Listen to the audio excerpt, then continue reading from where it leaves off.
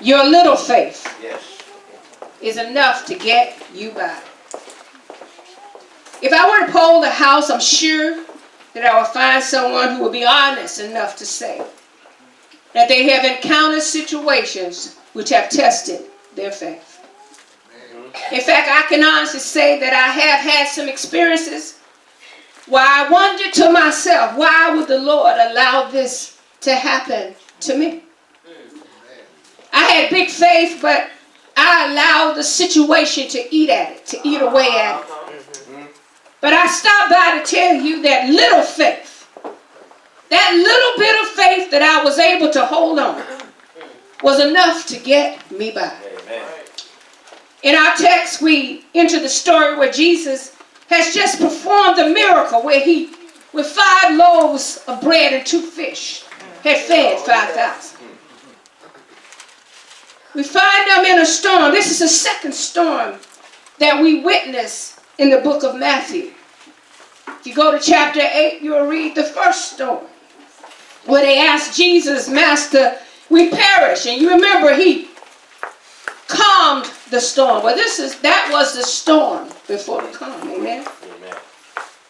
At least Jesus was present in that storm. But this time they can't see Jesus nowhere. Yes. He is nowhere to be found. Yes. At least they cannot see him. The other storm, they knew he was on the ship with them. Have you ever been in trouble looking for Jesus and you can't find him? I'm talking about that storm. Yes. If we were honest with ourselves, we all go through storms where it seems that God is nowhere to be found. So what do you do then? If you read closely these scriptures found in Matthew 14, 22 through 33, you'll see 4 promises, 4 guarantees from the Lord. First off, verse 22 says, in my opinion, that Jesus allowed the storm. Yes. It starts off saying, and straightway, which means immediately. Yes. He constrained, he urged them to go. That's a strong word. It means to compel, to drive. The disciples wanted to stay right where they were. They just witnessed a miracle. Yes. And you know how we feel when something good has happened? We just want to bask in it. We sit there a little while and celebrate. Yes. They just seen the miracle of the loaves and fishes, and they were glad to be a part of it. But Jesus made them go. Jesus constrained them to go, urged them to go, made them to go. And he knew that they were going to run into a great storm. We now know that they stayed. They would have been tempted to hold on to his coattail and never leave his side. Yes, Lord. Jesus wanted his disciples to realize that they got to learn to stand on their own. Yes. Every now and then we got to stop being babes in Christ. We got the word in us. Yes. Now we got to learn to stand on that word. Yes. We got to learn to believe that word. Yes. We've got to learn to trust that word. Yes. He proved he could walk on water. He wanted to show them that they could do the same through faith. The point is that sometimes God will send us into a storm of testing. And at the same time, he's delivering us from some temptation. He may be sparing us from something worse than we can see. God is more concerned about our spiritual growth than us being comfortable. He loves us too much to leave us where we are. That's right. He can see down the road, around the corner. He sees next month. He sees the friend about to stab you in your back. He sees the boss about to fire you. He sees sickness coming. He knows when death is imminent. He sees trouble coming around the bend. But God cares less about our comfort. He wants us to be prepared. Yes. But look at Peter. Peter has learned to look at Jesus even when he can't see him. Martin Luther King had a quote, and it says, faith is taking a step when you can't even see the staircase. How hard is it to keep walking when we don't know where we're going? Jesus knew where life was going to take them. He knew their future. Jesus knew that down the road, Peter would one day be crucified upside down. He knew that John would be boiled in oil. He knew that James would be beheaded in Jerusalem. He knew that Luke would hang from an olive tree in Greece. He knew that Mark would be dragged to death at Alexandria. He knew all of these things. So Jesus takes them all through a gradual process of bigger and bigger storms, getting them ready. And he's doing the same thing for us. Jeremiah 29:11 says that he knows the plans he has for us, to prosper us. It's not to harm us. Trouble may come, but the plan remains the same. Storms come, but the plan remains the same. Challenges come, but the plan remains. The disappointment comes, but his plan will not change. And all I want you to know is that your little faith, our mustard seed size faith, is enough to get us by. The disciples may have been scared to death, but in the end, they realized they went through this storm because they were out of God's will. Let me say it again. I want to say it right. They went through this storm, not because they were out of God's will. I don't want you to miss my point. Sometimes you can be doing the right thing and find yourself in the midst of a storm. You're going through the storm to grow. Not because you've done anything wrong. You're going through the storm so God can get the glory. They were in God's will, but they find themselves in the midst of a storm. Church, all storms have a purpose. Some storms are for us to be corrected, like Jonah and the whale. And some of us go through storms for us to get prepared for what life holds. Some of it so we can become better, grow. So the first assurance we have in the storm is that Jesus allowed the storm. But the second assurance is Jesus is praying for me. When I'm in trouble, Jesus is in a place of prayer. When I am in trouble, Jesus is right there with me. In fact, there's a poem that says, Lord, when I was going through, where were you? And he said, I carried you, and if you look down, you'll see the footprints in the sand. You were going through the storm, but I was right there with you. Verse 23 and 24, the Gospel of Mark says that Jesus could see them toiling on the sea. See, he's on the mountain overlooking the Sea of Galilee. And he can see the storm. And he can see the disciples in the storm. They can't see Jesus. But Jesus can see them. He isn't surprised by what happens to our lives. Mother Collins, I don't care what we go through, it don't take God by surprise. He sees it coming. He already knows. So assurance number one is that Jesus allowed the storm. Assurance number two is that Jesus is praying for us while we're in our storm. But the guarantee for number three is that Jesus will come to me in his own time, right in the midst of the storm. All right now. Verse 25 and 27 says, in the fourth watch of the night. That's about 3 a.m. to dawn. It is the darkest part of the night. They thought, some people say that it wasn't Jesus, it was a mirage that they saw.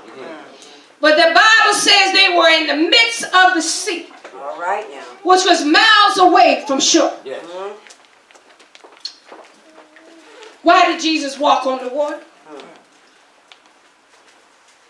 I believe that Jesus walked on the water to let us know that whatever we're going through, he's in control of it. I don't care what it is. The waves that were over their heads were under Jesus' feet. I don't care what storm you're going through. Financial, family, emotional, physical, sickness. I don't care what it is. It's under Jesus' feet. So stand on your faith. Use your faith. Trust your faith. Show your faith. You will then grow in faith. But today, if all you have is left is a little bit of faith. I stopped by this morning to tell you it's enough. It's enough to get you by.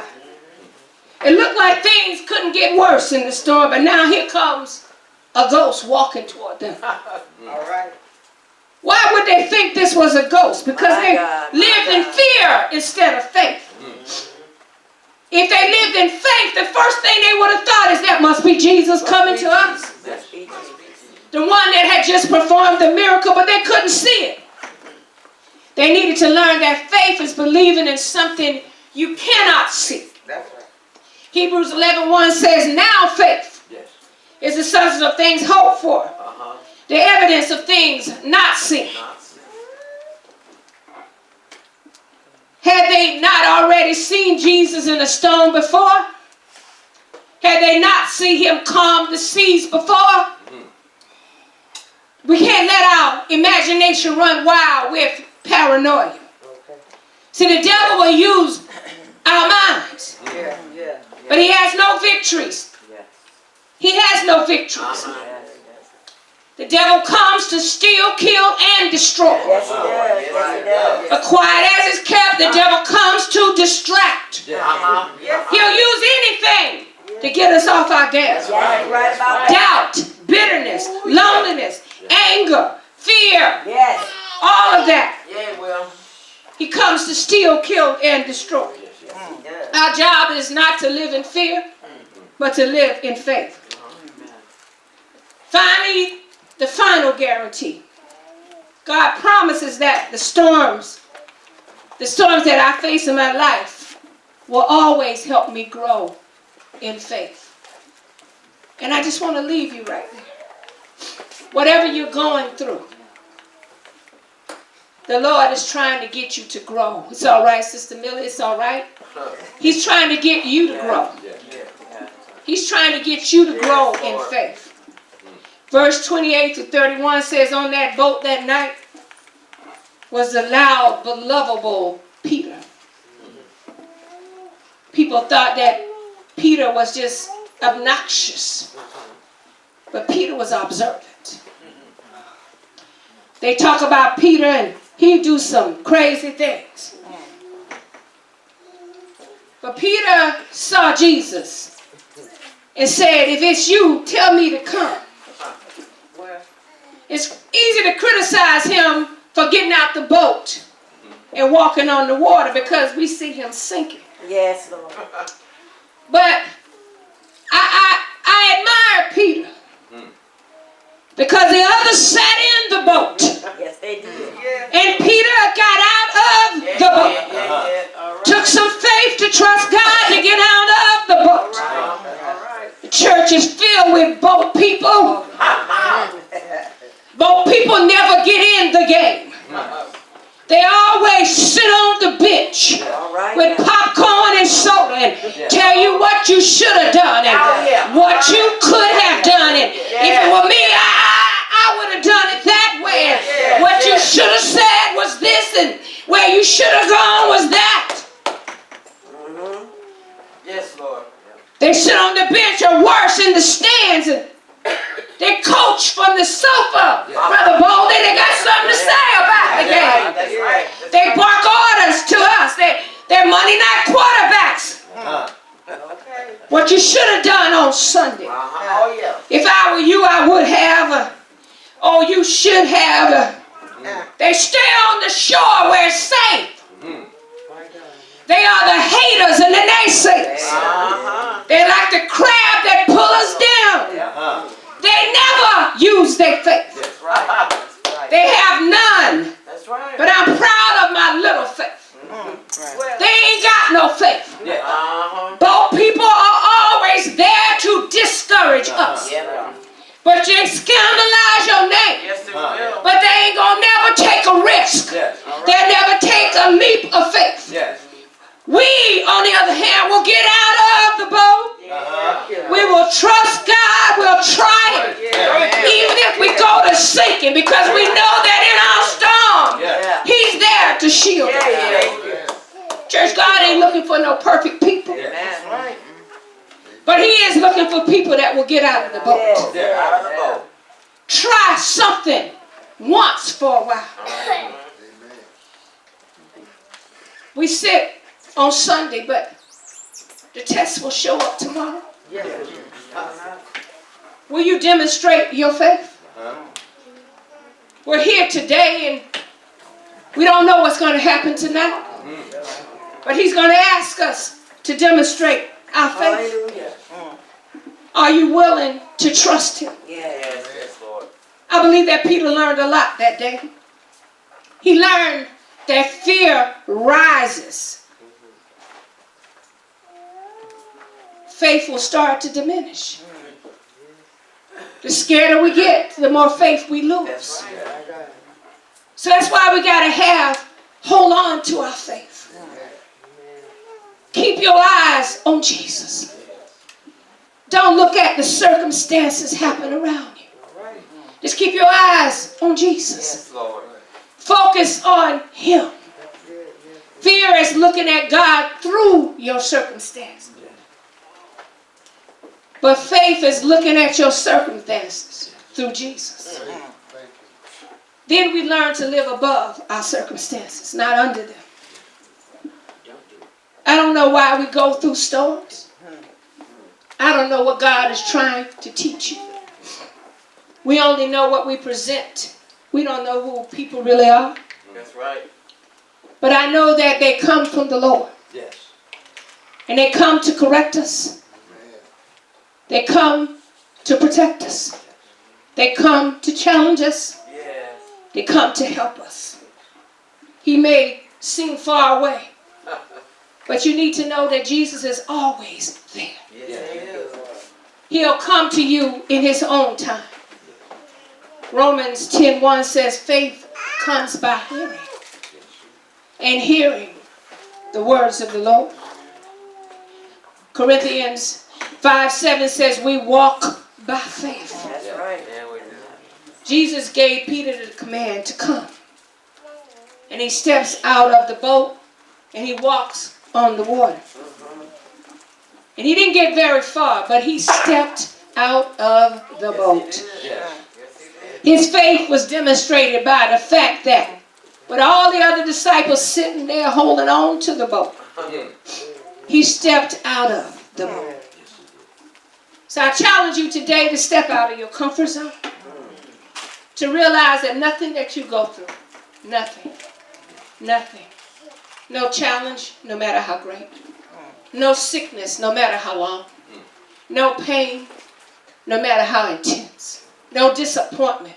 I don't care who comes, I don't care who goes, I don't care how it feels. If you hold on to your faith, and he said the faith the size of a mustard seed, it don't have to be a lot of faith. It don't have to be big faith. Your faith may not equal my faith, and my faith may not equal your faith. But if I stand on the water, trusting God to have me, He's got our backs, y'all. He knows where we are in life. He knows what we're going through. And He knows how great our faith is or is not. But our faith, that little faith, is enough to get us by. Jesus died for us so we would have faith in Him.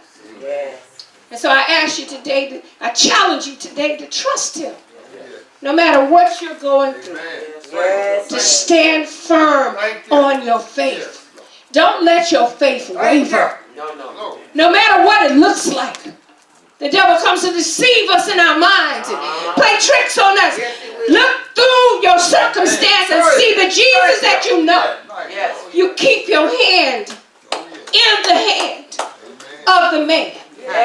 And he will carry you through your trial. In Jesus' name, amen.